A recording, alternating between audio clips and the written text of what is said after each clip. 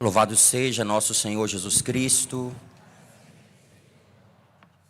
Com carinho preparastes uma mesa para o pobre.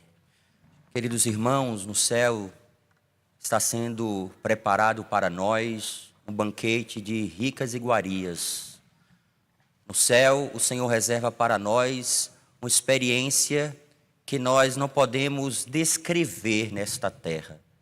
E é por isso que nós, e até mesmo os autores sagrados, utilizam essa imagem do banquete, porque para nós o banquete é um momento festivo. Mas no céu, a verdadeira experiência que nós viveremos é participarmos da felicidade que é Deus. E isso é indescritível. Participarmos da alegria que é própria de Deus. E é por isso que Deus, já nessa terra, nos convida a refletirmos sobre as buscas, a verdadeira busca por Ele e o desejo do nosso coração de fazer a sua vontade. As últimas liturgias do domingo têm nos convidado a refletir sobre essa busca do nosso coração, ou se de fato o nosso coração tem buscado aquilo que convém. Vocês se recordam que há 2 domingos atrás nós escutamos na carta aos Hebreus falar que nós precisamos lutar até o sangue para não cometermos pecado. Contra o pecado a gente precisa combater de modo enérgico. Às vezes somos muito resilientes para algumas coisas e não resilientes para outras, como um caminho virtuoso, uma vida virtuosa. Por isso que Deus nos convida a nos afastarmos do pecado, porque o pecado nos distancia da sua presença. Já no domingo passado, na continuação do texto da carta aos Hebreus, fala sobre o Deus que ama a cada um de nós e ama de modo concreto também nos corrigindo. Essa palavra correção nos nossos dias, a gente quer tirar da nossa vida, porque para nós correção é um problema hoje. Corrigir um filho é um problema, até porque a gente talvez tenha assimilado a ideia de que, talvez essa ideia de alguma linha da psicologia que diz, olha, se você fizer corrigir o seu filho pode ter futuramente algum problema, seu filho pode ficar com alguma realidade ali, uma dificuldade. Pelo contrário, a correção, ela é fundamental, porque é a correção que impõe a nós limites e nos ajuda a refletir sobre as nossas escolhas. E Deus também faz isso conosco. Deus, porque nos ama, nos corrige. Permite que passemos por processos que nós não entendemos, mas que certamente, se foi Deus que permitiu, com isso, Ele quer nos salvar, Ele quer nos fazer crescer, Ele quer nos fazer amadurecer. O texto de hoje, a liturgia de hoje, já é uma liturgia que nos convida a refletir sobre a virtude da humildade. De modo geral, a gente pode aqui pensar sobre virtude. Virtude é um hábito. Poderíamos também pensar que o vício é um hábito. Qual a diferença de uma virtude para um vício? Os dois são hábitos. Mas a virtude é esse caminho que eu, pela graça de Deus, empreendo para viver uma vida que o agrada. A virtude da humildade, quando a gente pensa na virtude da humildade, a gente imagina a virtude da humildade como a coroa de todas as virtudes. A principal virtude é a caridade. Mas a gente pode praticar atos de caridade que no fundamento desse ato não existe um bem concreto. Portanto, o que vai tornar, seja a caridade ou outras virtudes, uma realidade concreta, é a coroa, que é a humildade. Então a humildade vai nos ajudar profundamente a vivermos as virtudes. Se a caridade, se a virtude da humildade, ela é a coroa das virtudes, a gente poderia dizer também que o orgulho é a raiz de todo vício. Todo vício tem ali no fundamento o orgulho. E a gente precisa olhar para a nossa vida e refletir sobre isso.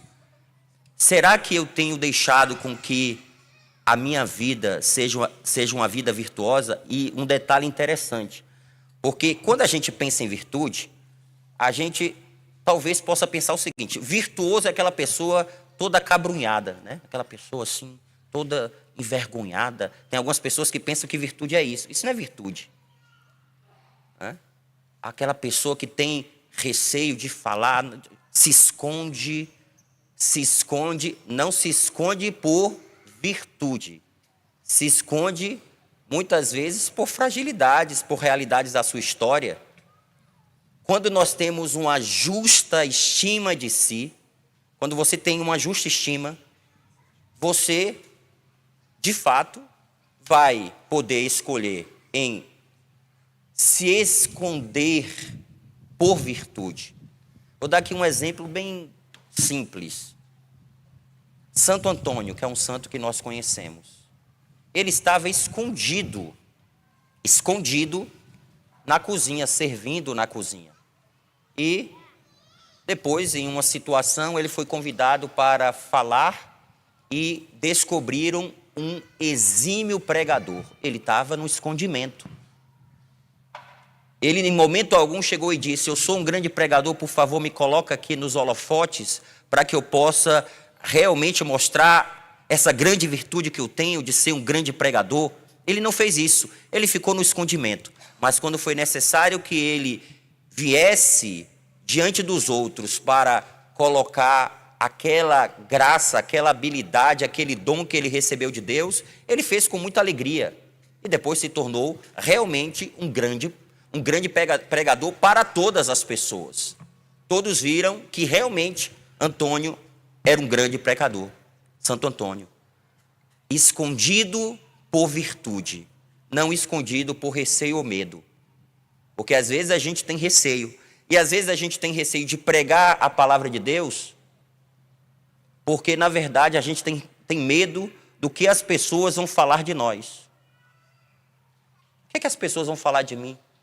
Se eu cometer um erro, se eu disser uma coisa que na verdade não tem nada a ver. Me lembro de um dia que um professor meu me pediu para contribuir em uma aula. Só que realmente nesse dia eu não tinha estudado. Eu não tinha estudado o que o professor pediu. E esse professor, ele era muito assim, era um homem de muito conhecimento sobre esse tema. Acho que era a história da igreja, ou melhor, história do Antigo Testamento. E eu comecei a falar sobre o assunto. Aparentemente eu estava indo muito bem. Eu comecei a falar e até, de certa forma, quando você está falando, para você ter a certeza que o que você está falando é bom, está certo, o que é que você faz? O recurso, pelo menos é um possível recurso, é você olhar para alguém que realmente sabe do que você está falando, para ver se o que você está falando realmente está indo no caminho certo. E eu, vez por outra, olhava para o professor, né? E ele estava com um rosto assim, muito animado.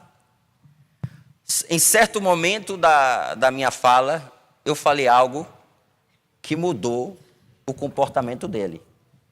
E ele disse para mim: você não acha que o que você está falando é diferente? Isso que você colocou? Falei: professor, eu tenho certeza, porque o senhor está dizendo que o que eu estou falando é errado. Então, na verdade, naquele momento eu tentei ali, porque o que eu vou falar? O professor disse para mim que eu estava errado. Eu não vou dizer para ele que eu estava certo. Então vejam, nós muitas vezes, quando nós estamos expostos à possibilidade da correção, a gente pode até querer fugir. até querer fugir, porque para nós é um problema a gente ser corrigido. É um problema a gente reconhecer que a gente não sabe tudo. É um problema a gente achar que a gente se esgota. É um real problema. Mas a gente não reconhece muitas vezes isso. A gente não se esgota em nós mesmos. Deus é tão maravilhoso que Deus, Ele distribui dons. Deus não cumula todo mundo com todos os dons. Deus não faz com que uma pessoa tenha todas as capacidades possíveis. Deus distribui os dons. A um ele dá o dom da palavra, a outro ele dá o dom de profetizar, a outro ele dá esse dom, aquele outro. E cada um de nós colocamos os dons a serviço de Deus. E essa é a beleza.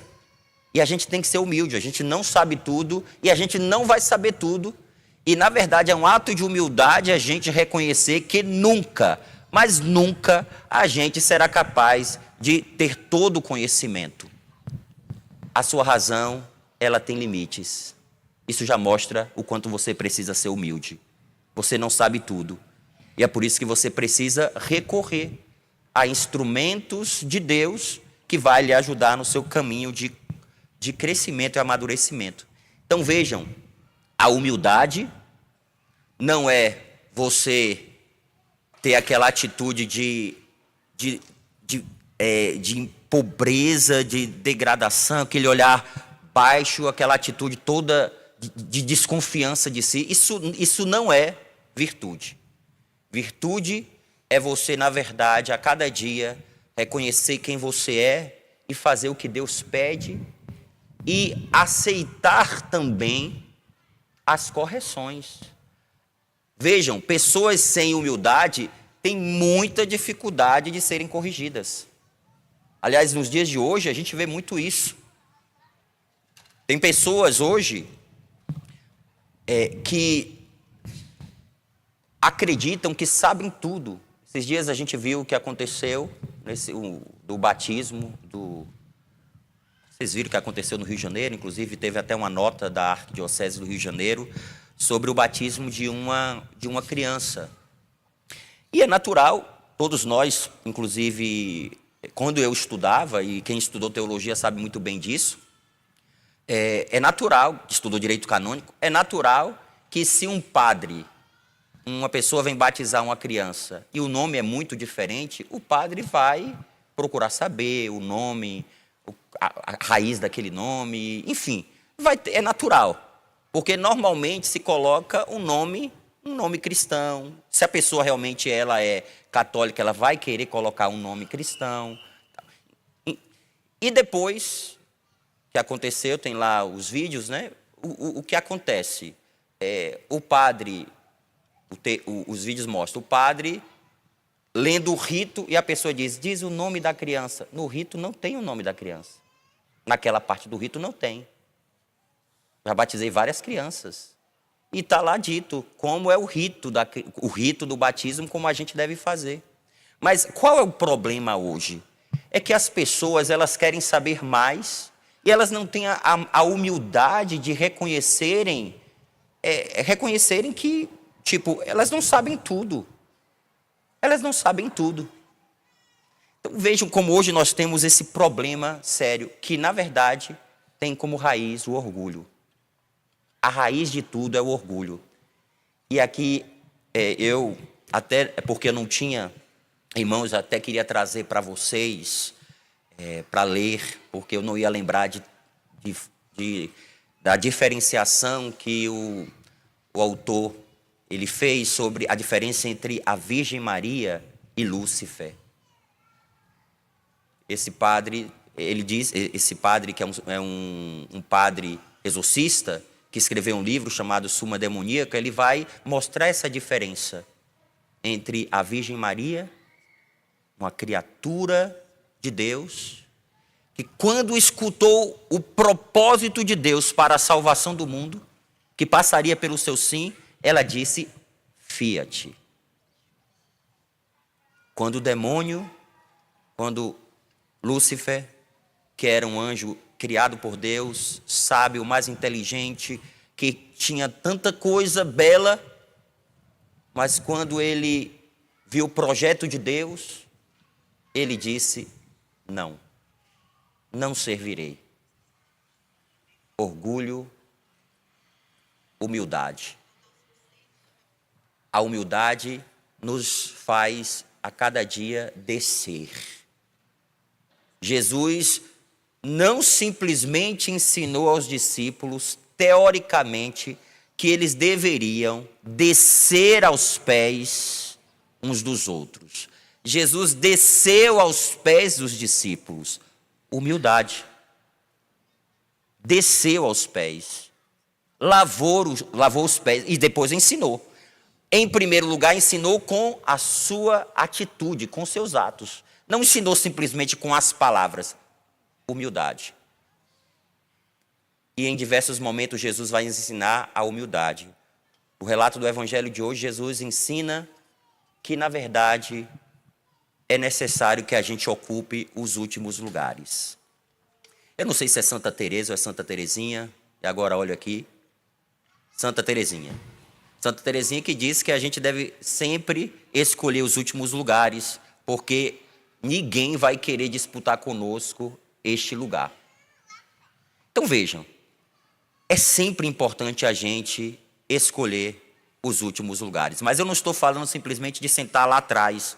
Você pode sentar lá atrás porque você não quer prestar atenção em nada, por falta de virtude. Você precisa escolher os últimos lugares para você privilegiar os outros. É o que Jesus está ensinando. A parábola mostra muito bem isso.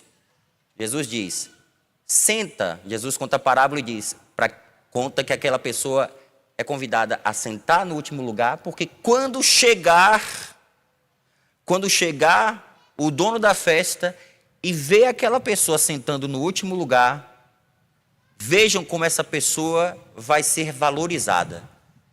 Ela vai ser convidada a ocupar um assento mais à frente. Então vejam, queridos irmãos, precisamos pedir a Deus essa graça, essa virtude da humildade. E a virtude da humildade, aqui eu estou vendo muitos casais, muitas crianças. Imagine a humildade na relação do casal. Pare para pensar a relação de humildade na vida conjugal. Escutar. É fácil escutar? Escutar o que a gente não gosta? Não é não. Mas como é salvífico quando aquela pessoa que nos ama diz para nós algo que a gente não vai gostar, mas vindo da parte dela, a gente sabe que é uma atitude que ela faz com carinho e com amor, em vista do nosso crescimento, do nosso amadurecimento. Então, queridos irmãos, para a nossa vida, nas nossas relações, sempre busque essa virtude. E saiba que no teu coração, como também no meu coração, por causa da ferida do pecado original, nós normalmente queremos fazer a nossa vontade. Eu vou dizer uma coisa para vocês que eu entendo, mas não concordo. Eu entendo porque é dito, mas não concordo, tá certo? Eu tenho, assim, uma dificuldade, principalmente hoje, quando as pessoas falam assim, a gente precisa pensar mais em nós mesmos. Vocês escutam hoje muito isso, as pessoas dizendo, a gente precisa pensar mais em nós mesmos. A gente pensa pouco em nós mesmos, a gente sempre coloca a necessidade do outro em primeiro lugar. Será que isso é verdade mesmo? Será que a gente prioriza realmente a necessidade do outro sobre a nossa? Se a gente parar para pensar, não é verdade isso. Porque muitas vezes, claro, tem as situações diferentes. Quando você é mãe de uma criança, evidentemente que você, querendo ou não, você vai ter que acordar de madrugada, fazer as coisas, porque a criança vai necessitar. Mas, normalmente, a gente prioriza aquilo que nos faz felizes. Normalmente. E a gente precisa, sim, se você, por acaso, tem fragilidade, se você, muitas vezes, tem aquela postura muito de não se valorizar. Acontece, tem pessoas que não se valorizam. E porque não se valorizam, colocam sempre a necessidade do outro, não por virtude, mas colocam a necessidade do outro acima das suas. Não estou falando disso. Essas pessoas, claro que precisam se valorizar mais, mas normalmente nós nos valorizamos tanto, colocamos tanto a nossa necessidade como prioridade, e a gente escuta muitas vezes esse discurso: priorize mais, se priorize mais, se priorize mais. E o se priorizar hoje mais significa: você se deu muito no matrimônio, se afaste, deixe o matrimônio. Não. Esse comportamento não leva ninguém para o céu. O que vai levar você para o céu é você se valorizar, reconhecer quem você é, mas você também aprender a fazer como Jesus, se abaixar, se ofertar, renunciar, escolher o último lugar. O evangelho não é algo ultrapassado. Jesus nos ensinou a escolher os últimos lugares, viveu isso, e se nós somos discípulos de Jesus, precisamos colocar essa atitude, que na verdade é uma virtude em prática. Que Deus nos dê essa graça e que a humildade nos faça a cada dia darmos mais passos concretos nas nossas relações. E assim a gente possa viver cada virtude coroando essas virtudes com a humildade. Louvado seja nosso Senhor Jesus Cristo.